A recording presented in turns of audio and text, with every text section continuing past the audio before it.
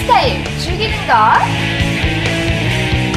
봐봐, 이 원피스 오늘 TV 광고에서 본 거다. 그리고 이거 목걸이 역시 TV에 나왔던 거.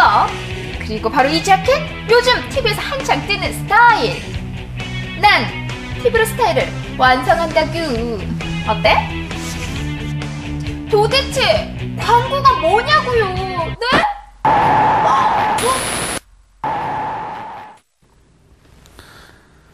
안녕하십니까 학생 여러분. 오늘 현대광고 카피 전략 7번째 시간입니다.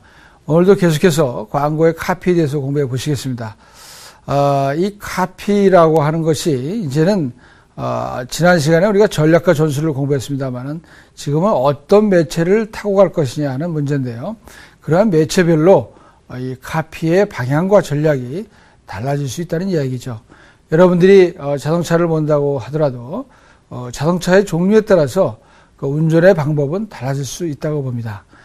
마찬가지로 우리가 어떤 매체를 이용하느냐, 어떤 매체를 통해서 소비자에게 접근하느냐에 따라서 그 광고 카피의 전략과 방향이 달라질 수 있다는 것입니다. 자, 오늘 먼저 오늘의 학습 목표는 이 텔레비전 매체에서부터 살펴보도록 하겠습니다.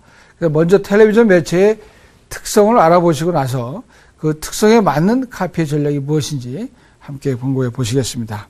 그렇게 해서 오늘은 이 텔레비전 매체를 중심으로 광고의 카피를 공부해 보시는 시간을 갖도록 하겠습니다. 우리가 이제 대표적인 매체라고 한다 그러면 텔레비전, 라디오, 신문, 잡지 이런 4대 매체를 이야기하고요. 그 다음에 이제 2000년대 들어서 인터넷이 발달함으로써 인터넷까지 5대 매체라고 이야기를 하기도 합니다. 그러나 아직도 이 텔레비전 매체라는 것의 영향력은 막강하다고 볼 수가 있고, 이 텔레비전이 우리 생활 속에서 차지하는 그 비중은 매우 크다고 볼 수가 있겠습니다.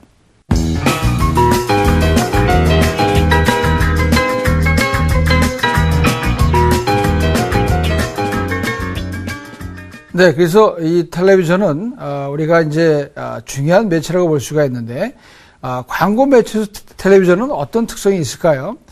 보가트라는 사람은 여러 가지 이야기를 했는데, 이 보가트가 텔레비전 특성에 대해서 이야기한 것을 화면을 통해서 먼저 설명을 들으시겠습니다. 화면을 보시죠. 인류 문명이 낳은 최고의 예술품 텔레비전. 텔레비전은 다른 매체들과 달리 시각적, 청각적 메시지를 동시에 전달할 수 있는데, 움직이는 동영상 상태로 전달됨으로써 수용자에게 강력한 영향력을 발휘한다. 즉, 현장성, 사실성, 설득성을 통해 인간의 행동 양식과 사고의 틀을 바꿔놓을 수도 있다는 것. 따라서 미국의 마케팅 학자인 레오 보카트는 텔레비전 매체의 특성을 다음과 같이 설명했는데, 첫 번째가 심벌의 보편성. 텔레비전에서 생산되는 메시지는 지역과 계급을 초월해 모든 대중에게 전달됨으로써 신문, 잡지처럼 수용자의 계층화 현상이 일어나지 않는다는 것. 두 번째로 긴급 사태의 발표, 정책의 전환, 선거 등 권위 있는 분위기를 조성함으로써 정치적으로 이용될 수 있는 공적인 성격을 가진다는 것. 그리고 텔레비전은 멋진 연기자를 탄생시키며 일상생활보다 흥미롭고 다양하며 화려한 사업으로 인식되며, 촬영, 녹화 및 편집을 통해 가공된 메시지를 시청자로 하여금 현실로 인식하도록 한다는 것.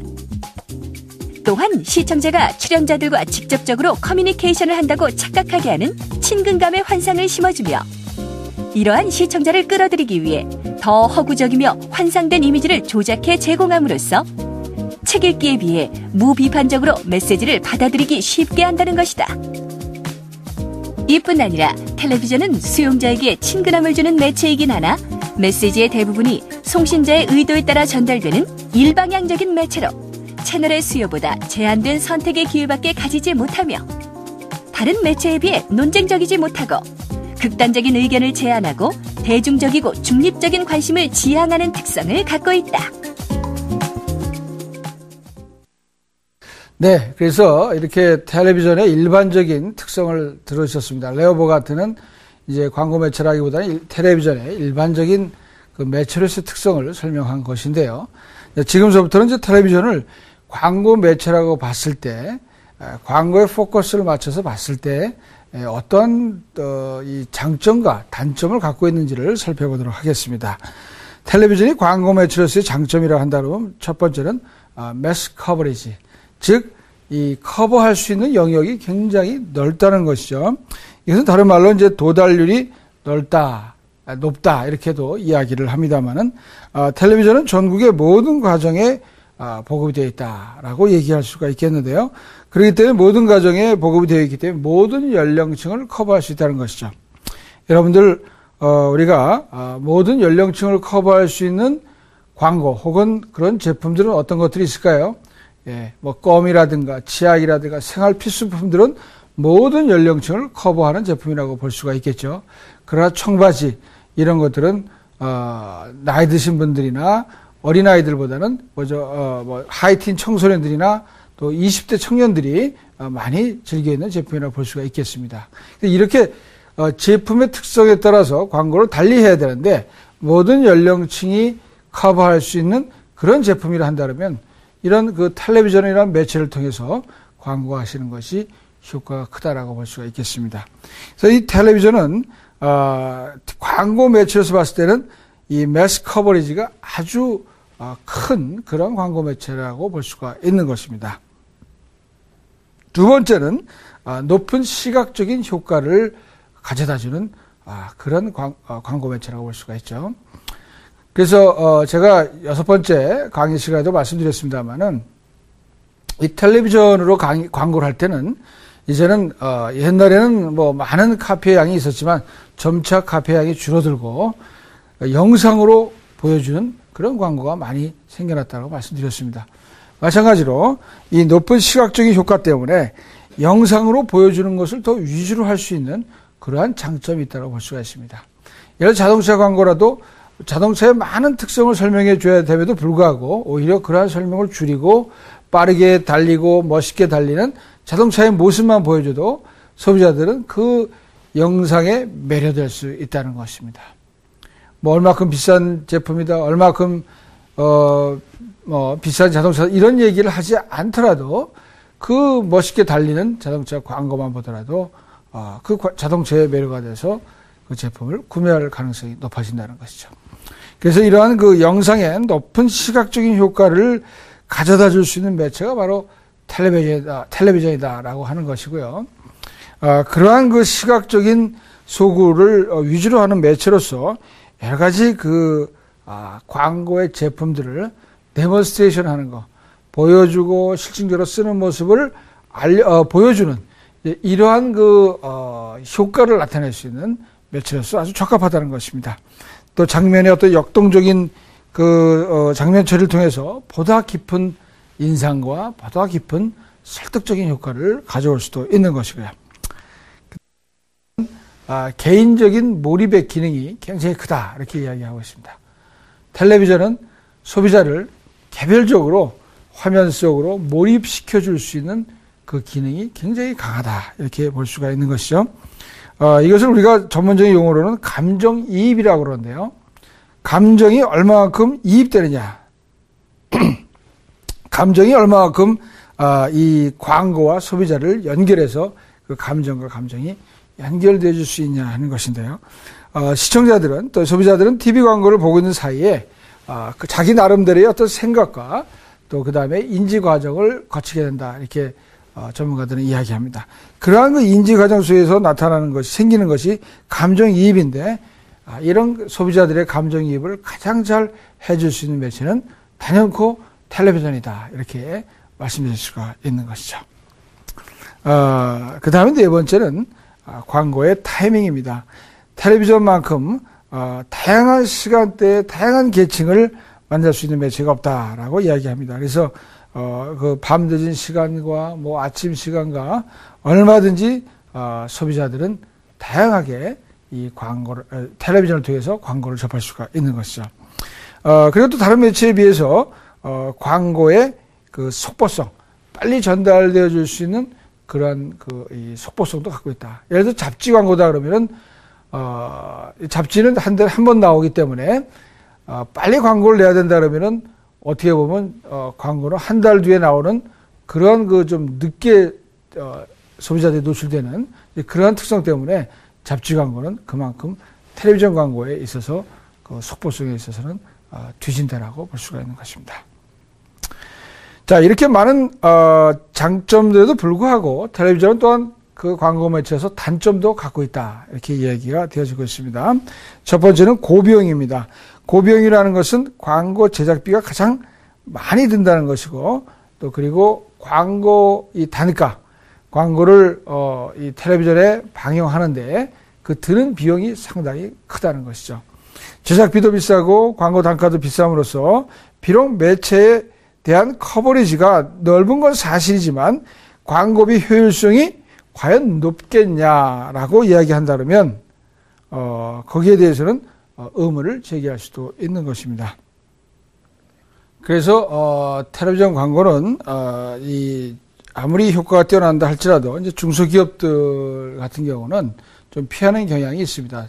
제품 광고 단가도 세고 또 그다음에 이제 광고 제작비가 세기 때문에 대기업들은 TV 광고를 선호하지만 중소기업들은 이제 신문 광고나 잡지 광고 쪽으로 가는 경우가 많이 있습니다.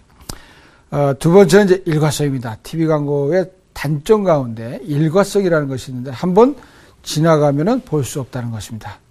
여러분들 TV 광고를 여러 번 보게 되는 이유는 뭡니까? 물론 이제 많은 사람들에게 노출시키기 위한 것인데 그 전 이유는 뭡니까?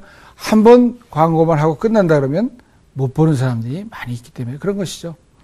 예, 그래서 자꾸 보여주게 됩니다. 노출 빈도가 높아지게 되고 그만큼 광고 단가가 비싼 가운데 노출 빈도가 높아지면 그만큼 광고에 투자되어지는 돈은 막대하다라고 볼 수가 있겠습니다. 그래서 지금 대기업들은 1년에 이 TV 광고를 위해서 몇백억을 쓰는 것은 부지기수입니다. 그만큼 이제 여러 번 노출을 해야 되는 그러한 단점이 있다는 것이죠. 그래서 이 소비자가 이 놓친 광고를 극복하기 위해서 TV 광고를 제작하는 이 기획자들은 여러 번 반복 노출을 통해서 광고의 효과를 높이려고 노력들을 하고 있는데 좀 이 TV 광고의 일과성 문제는 하나의 단점이라고 볼 수가 있겠습니다. 세 번째, 클러터가 생길 수 있는 거 혼잡성입니다. 이 혼잡성이라고 하는 것은 뭐 다른 매체도 비슷하겠습니다만 TV 광고는 특히 100% 주목하기가 쉽지가 않다는 겁니다. 신문 광고 같은 경우는 이렇게 신문을 펼쳤을 때 신문을 보면서 또 광고도 볼 수가 있는데 이 펼침으로써 다른 시야가 그 소비자 눈에 들어오지 않습니다. 그렇기 때문에 이 광고에 주목할 수 있는 그런 그 주목 효과가 높다고 볼 수가 있습니다. 그러니까 TV를 보면서도 우리 시야에 많은 것들이 들어옵니다. 옆에 시계도 들어올 수 있고 옆에서 또 놀고 있는 아이들의 모습도 들어올 수 있고 또 부엌에서 시끄럽게 설거지하고 있는 아내의 그 소리도 들려올 수가 있는 것이죠. 이런 클러터들이 많기 때문에 TV 광고에 100% 주목한다는 것은 쉽지가 않다는 것입니다. 그게 바로 TV 광고의 세 번째 단점이라고 볼 수가 있는데요. 그래서 그 주목해서 광고를 다 보기가 쉽지가 않기 때문에 또 반복해서 광고를 틀어줘야 되는 그러한 일이 생기는 것이죠. 여러분들은 드라마가 끝나고 바로 소파에 앉아서 광고가 다 끝날 때까지 일어서지 않는 경우가 많이 있습니까? 그렇지 않다는 것이죠. 그래서 어떤 경우는 광고를 보다 중간에 일어나고 혹은 광고 한 편만 보고 그 뒤에 나오는 광고를 안 보고 뭐 화장실로 간다든지 이런 경우가 너무 많은 것입니다. 또 심지어는 TV를 보면서 신문이나 책을 보시는 분들 계세요. 그래서 그런 경우에는 더더욱 TV의 광고가 소비자 눈에 안 들어올 수가 있다는 것입니다. 자, 이렇게 TV 광고를 방해하는 이 클러터들이 많이 있기 때문에 TV 광고는 그만큼 좋은 효과를 가졌음에도 불구하고 또 단점도 있을 수 있다는 것이죠. 이 세 가지 고비용, 일과성, 혼잡성 이 세 가지 단점이 있다는 것을 꼭 기억해 두시기를 바라겠습니다. 자, 여기서 머리도 식힐 겸 기발한 광고를 소개해 드리도록 하겠습니다. 또 숨어 있는지 함께 살펴보시겠습니다.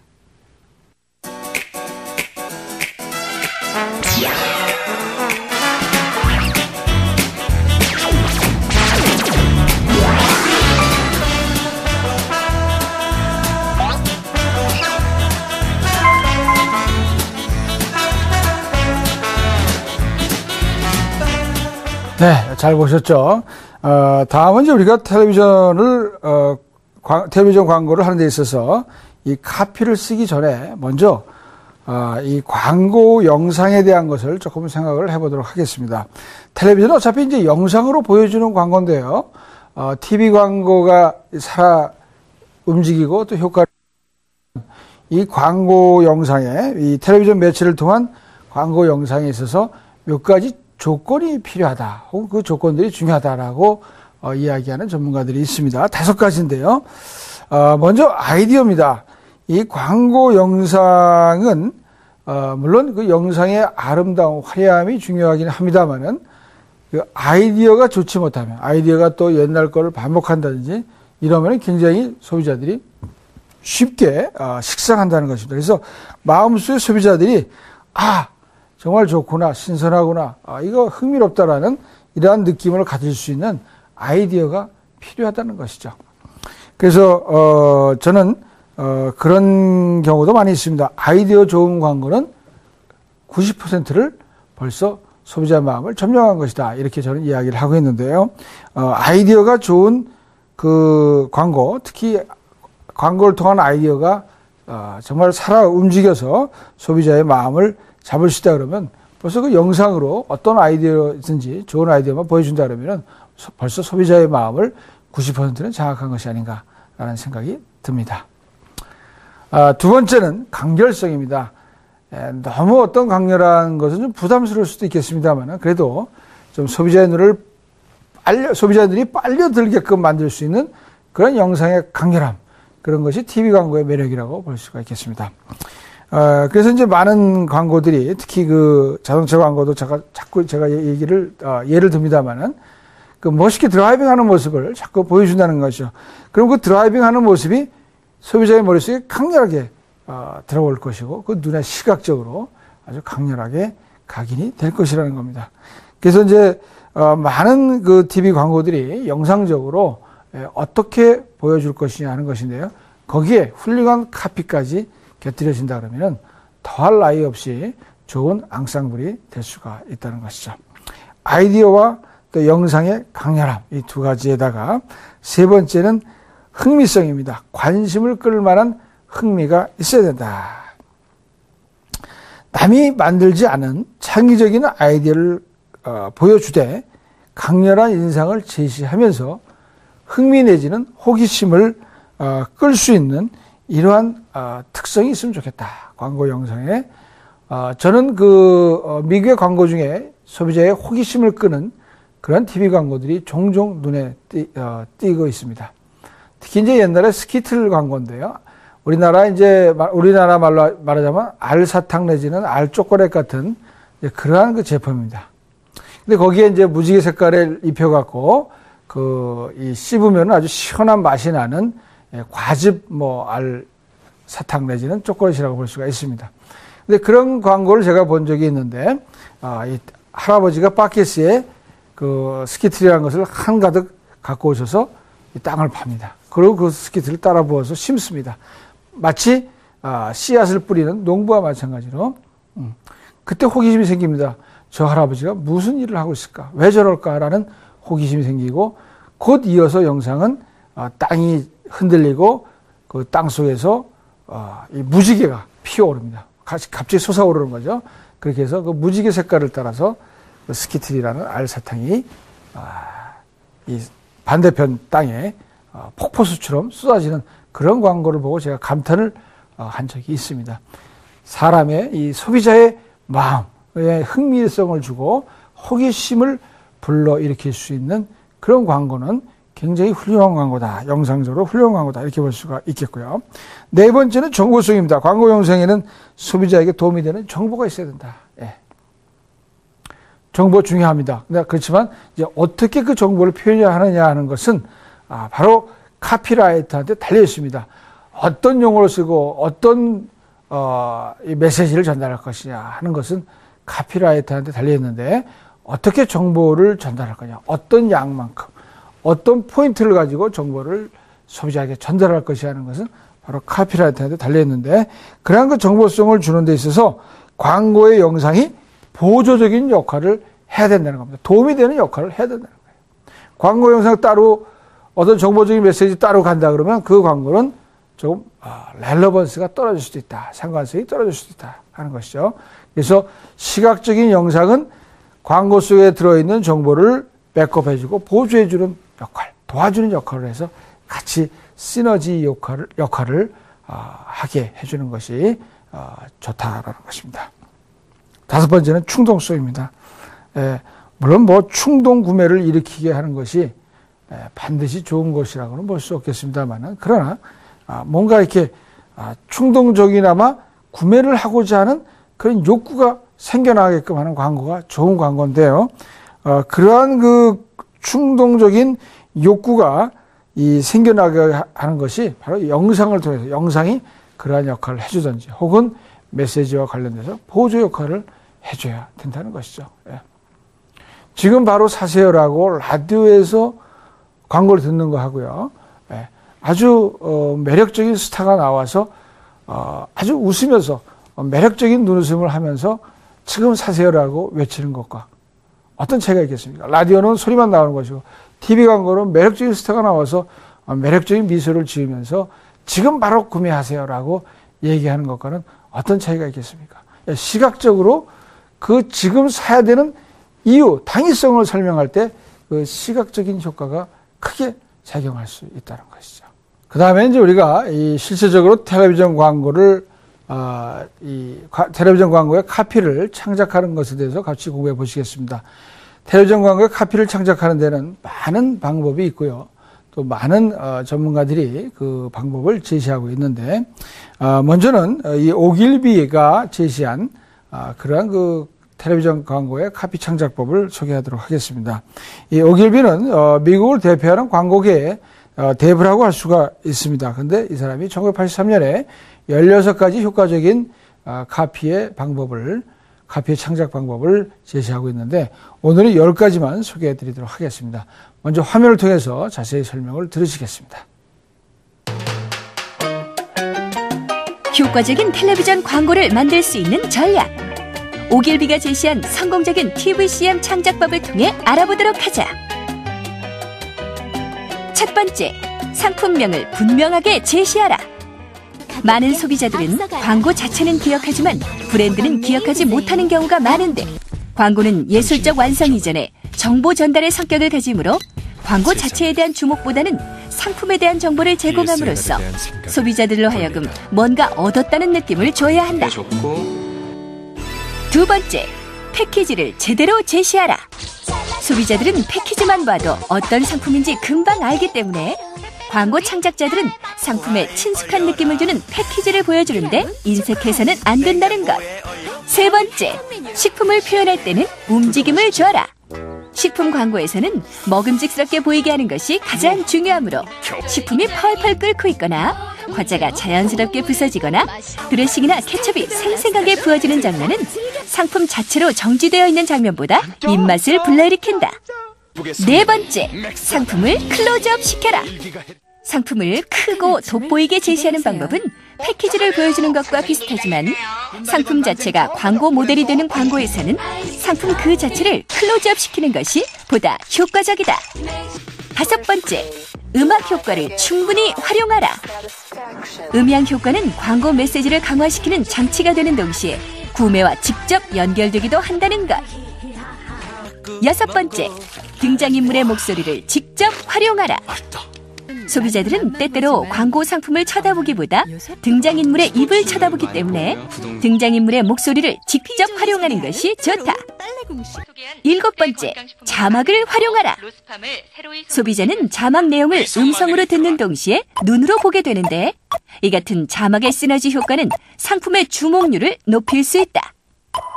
여덟 번째, 색다른 화면을 구성하라. 새롭고 획기적인 방법으로 구성한 화면은 새로운 자극으로 작용하여 결국 브랜드 자산의 형성에 긍정적인 역할을 하게 된다고. 아홉 번째, 너무 많은 화면 구성은 금물. 지나치게 많은 장면들로 구성된 텔레비전 광고는 소비자를 혼란스럽게 하므로 더하기의 미학이 아닌 빼기의 미학을 실천해야 한다는 것. 마지막으로 무슨 광고인지 분명히 하라. 광고를 애써 보는 사람들은 거의 없기 때문에 초등학교 이상의 학력을 가진 사람들이라면 누구나 알아볼 수 있도록 쉬운 메시지로 표현함으로써 무슨 광고인지 정확히 알 수 있도록 해야 한다.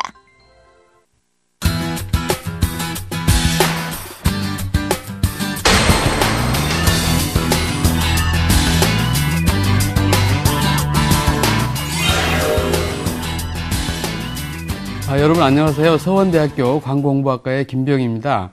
강승구 교수님 강의를 잘 들으셨을 텐데 오늘은 여러분들한테 텔레비전 광고 카피를 어떻게 쓸 것인가 이제 이런 말씀을 드리겠습니다. 여러분 텔레비 많이 보시죠? 텔레비전 광고 카피는 신문 광고나 잡지 광고 또는 인터넷 광고 카피와 좀 스타일이 다릅니다. 그러니까 잘 들으시고 텔레비전 카피를 어떻게 쓸 것인가 이 부분을 좀 잘 익히셨으면 좋겠습니다. 텔레비전 광고는 첫 번째로 꼭 필요한 내용을 굉장히 간결하게 쓰는 게 중요합니다. 앞에서 매체의 특성에서도 설명을 잘 들으셨겠지만 텔레비전은 보통 15초 광고에 어떤 카피 메시지를 전달해야 되기 때문에 너무 많은 이야기를 전달하면은 카피를 기억하지 못합니다. 그렇기 때문에 가급적 짧고 간결하게 그래서 대체로 지금 방송되고 있는 텔레비전 광고를 보시면 카피가 굉장히 짧다는 사실을 알 수 있을 겁니다. 최소한의 카피를 가지고 그 제품의 혜택이나 특성을 전달하는 그런 능력이 중요합니다. 그 다음에 두 번째로 소비자 언어를 구사해야 된다는 것입니다. 소비자들은 진지한 태도로 텔레비를 보지 않습니다. 굉장히 일상적인 말들을 좋아하고 하기 때문에 여러분들처럼 굉장히 지성인이나 지식인들이 쓰는 이런 말들을 하기보다는 소비자들이 일상에서 쓰는 말들을 가지고 이렇게 카피를 씁니다. 그렇기 때문에 소비자의 언어를 구사하는 게 되게 중요합니다. 보통 우리가 일상에서 흔히 쓰는 말을 가지고 이렇게 표현하는 것이 중요하다는 말씀이죠. 그다음 세 번째로 처음 3초에 집중할 필요가 있습니다. 우리가 흔히 하는 말로 3초 동안 집중시키지 못하면 채널을 돌린다고 이렇게 알고 있습니다. 여러분들 다른 드라마를 볼 때도 첫 부분에서 재미가 없으면 채널을 돌리듯이 광고 역시 마찬가지입니다. 그러니까 첫 3초 부분에 중요한 어떤 그 단서를 제시하거나 야, 이 광고 재밌겠다. 또 이 광고 보면 뭔가 나한테 좀 있겠다. 이제 이런 느낌을 줄 수 있도록 처음 3초 동안에 주목을 끌 수 있도록 카피를 쓰는 게 중요합니다. 그 다음에 네 번째로 굉장히 재미있게 카피를 풀어나가야 합니다. 그 텔레비전은 굉장히 그 재미를 추구하는 매체이기 때문에 그 텔레비전 카피가 너무 무겁고 진지하면은 그 사람들이 그렇게 광고를 즐겨 보지 않습니다. 그렇기 때문에 상당히 재미있고 경쾌하고 기발하고 이런 이제 얘기들을 써야 되는데 예를 들어서 따라하지 마라든가 또 그런 광고 최근에 나왔던 여러 가지 통신회사 광고들 보면 전부 다 경쾌하고 기발한 그런 카피들이 많습니다. 그렇기 때문에 재미있는 내용을 쓰도록 그렇게 노력을 해야 합니다. 그 다음에 다섯 번째로 그 비주얼을 설명하는 카피 이렇게 되면 안 됩니다. 왜냐하면 우리가 텔레비전 광고의 구성이 그 그림에 해당되는 비주얼이 있고 말에 해당되는 카피 부분이 있는데 사람들은 잘못 생각해서 카피는 단지 그 영상 비주얼을 설명하는 정도로만 들어간다는 생각을 그렇게 하는데 그렇게 되면 절대로 좋은 광고가 될 수 없습니다. 카피는 단순히 비주얼을 설명하는 도구도 아니고 또 비주얼 역시 이 카피를 설명하는 도구가 아닙니다.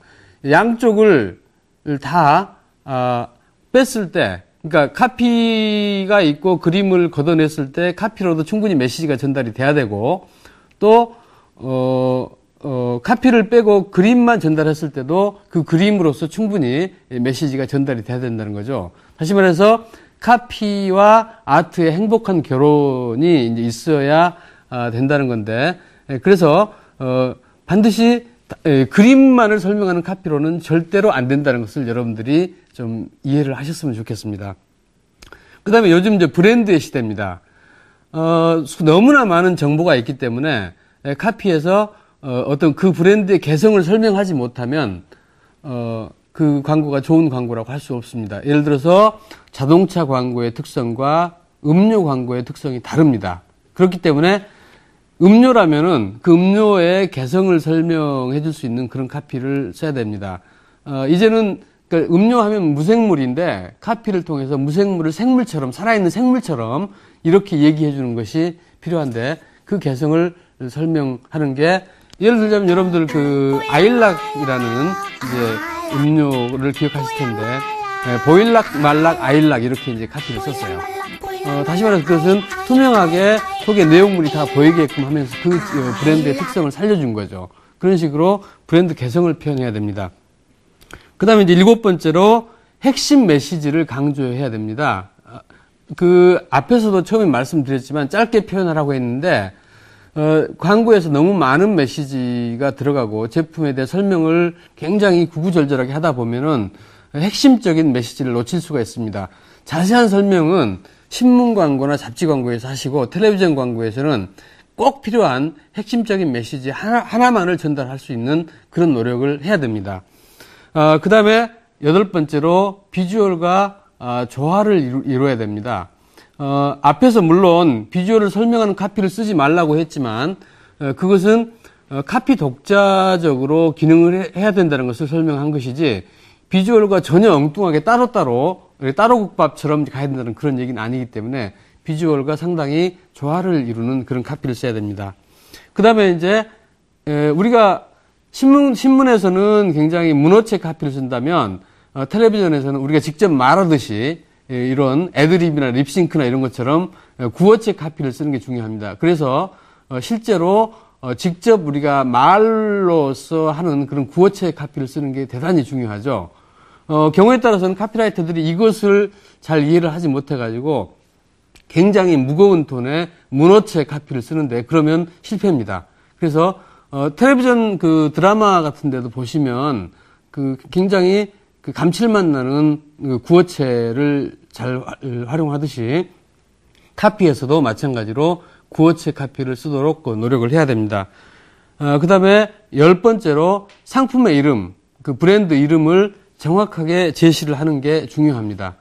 한참 듣고는 왔는데 이게 무슨 광고였지 이렇게 되면 안 되기 때문에 브랜드 이름을 정확히 제시하도록 특별히 신경을 써야 되고 그렇기 때문에 브랜드 이름을 2번 정도는 최소한 카피해서 집어넣어줘야만이 소비자들이 기억을 하고 제품을 구매하는 데까지 연결할 수가 있는 것입니다. 지금까지 텔레비전 광고 카피를 어떻게 쓸 것인지 10가지를 살펴보았습니다. 이것은 어느 하나하나 놓칠 수 없이 다 중요한 부분이기 때문에 여러분들이 이 10가지 모두를 충분히 숙지하셔서 실제 카피라이팅에서 잘 활용하시기 바랍니다.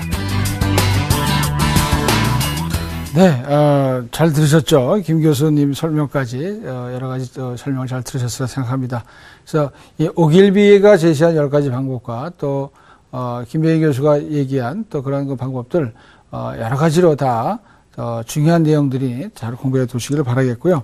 자, 이제 강의 마지막 부분에 가서 또 히트 광고, 성공 사례를 또 소개하는 시간을 갖도록 하겠습니다. 화면으로 만나보시겠습니다.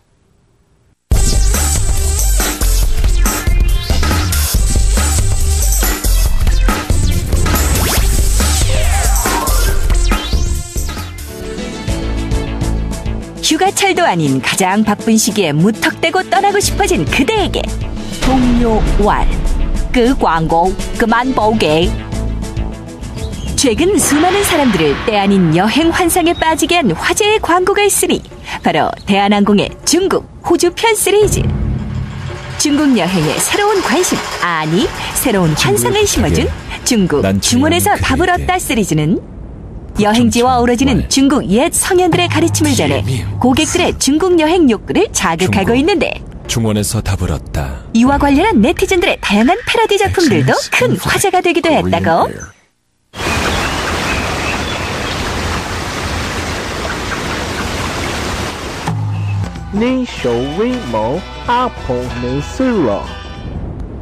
그렇다면 어떻게 모두의 가슴에 깊이 남을 만한 멋들어진 광고를 만들 수 있었을까?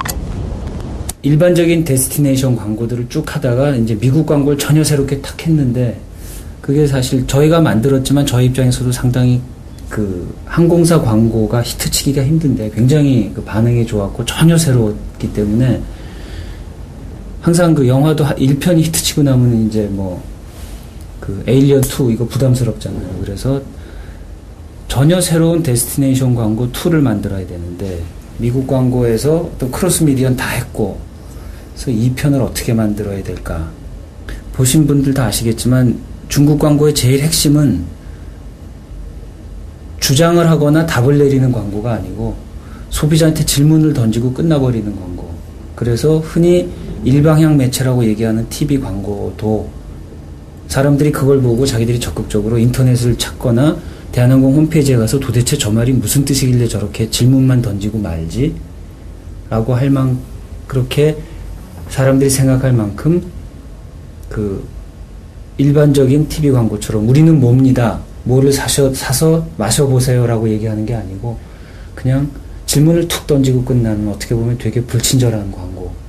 뭐든 좀 새롭게 시도되는 좀 거에는 좀 비판도 많이 따르고 그런다고 생각을 하는데요. 예, 결과적으로 이 광고가 광고 하나로 끝이지 않고 하나의 약간 교육적인 콘텐츠로도 역할도 할 수 있다는 약간 새로운 가치를 좀 만들어 본 광고가 아닌가, 좀 시도해 본 것이 아닌가 해서 좀 만들고 나서 좀 약간 좀 긍지도 있습니다, 사실. 또한 최근 TV 방영을 시작한 나는 지금 호주에 있다 광고는 특히 프로게이머들을 모델로 기용해 큰 관심을 불러일으키고 있는데 프로게이머인 이윤열, 김준호 선수가 호주의 명소와 자연을 체험하는 장면을 1인칭 시점으로 촬영해 태고적 신비를 간직한 호주의 아름다움을 고스란히 느낄 수 있도록 한 것이 가장 인상적인 장면이라 할 수 있다. 대한항공의 광고는 고성을 배경으로 해변에서 가족 사진을 촬영하는 단란한 가족의 모습을 표현한 프랑스 몽생 미셸 편의 시작으로 베트남 하롱베이 편, 피지 편 등에 이르기까지 대한항공의 광고를 통해 소개된 관광지는 새로운 여행지를 찾는 국내 여행객들의 요구와 맞아 떨어지면서 해당 여행 상품이 폭발적인 신장세를 보여왔는데 이런 뜨거운 관심과 함께 앞으로의 포부도 남다르다. 브라질 편 정도에서 기점으로 더 좋아지긴 힘들다고 생각을 하고 브라질 편에서 쌓아왔던 어떤 그 뭐라 그럴까 광고의 아이덴티티 요소들까지도 이제 갖고 갈 필요가 없을 정도의 파워 브랜드가 됐다고 생각을 하는 거죠. 그러니까 브라질 편 전에 어떤 뭐 러시아, 이집트, 몽골에서는 계속 같은 포맷으로 이렇게 어떤 광고에 누적 효과를 쌓아왔다면 지금은 미국 광고서부터는 사실 대한항공 광고는 글쎄 어떤 그런 광고의 아이덴티티 없이도 대한항공은 그냥 그 자체로 대한항공이잖아요. 이제는 정말 파워 브랜드잖아요. 그렇기 때문에 각 편에서 얘기해야 될 주제만 포커스하면 되지 그렇게 굳이 어떤 광고의 그 형식에 얽매일 필요가 없을 만큼 브랜드 자체가 강력해졌다고 생각을 했기 때문에 그런 어떤 캠페인의 요소적인 것까지도 거추장스러운 거죠. 뭐 광고 만들 때 부담감은 누구든지 있죠. 뭐 성공한 광고가 나와서 부담감이 더 심해지고 그런 건 아닌 것 같아요. 광고 새로운 프로젝트가 시작하면 하면서 이걸 어떻게 좀 다른 시각으로 소비자한테 전달을 하느냐 하는 부담감은 큰 캠페인이건 작은 캠페인이건 항상 존재하는 것 같고요.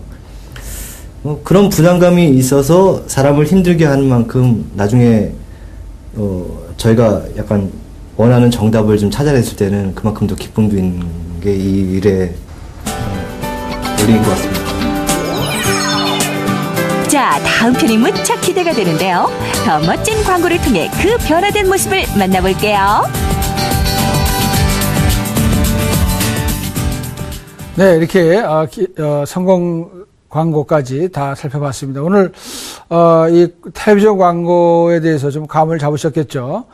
텔레비전 매체의 특성부터 여러분들 아셔야 되고 그 매체의 특성을 통해서 또 광고 매출에서의 텔레비전의 특성을 아셔야 됩니다. 그래서 그런 걸 통해서 우리는 이 TV 광고에 어떻게 카피를 가지고 접근해 나갈 것이고 어떤 방향으로 이 카피 창작을 이룰 것이냐 또 여러 가지 다양한 방법들 오길비가 제시한 방법 또 우리 김병희 교수가 또 설명한 방법들 이런 것까지 같이 다 공부해 두시기를 바라겠습니다. 자, 우리 또 다음 시간에 또 계속해서 카피에 대해서 공부해 보시겠는데요. 또 다음 시간을 기대해 주시기를 바라겠습니다. 고맙습니다.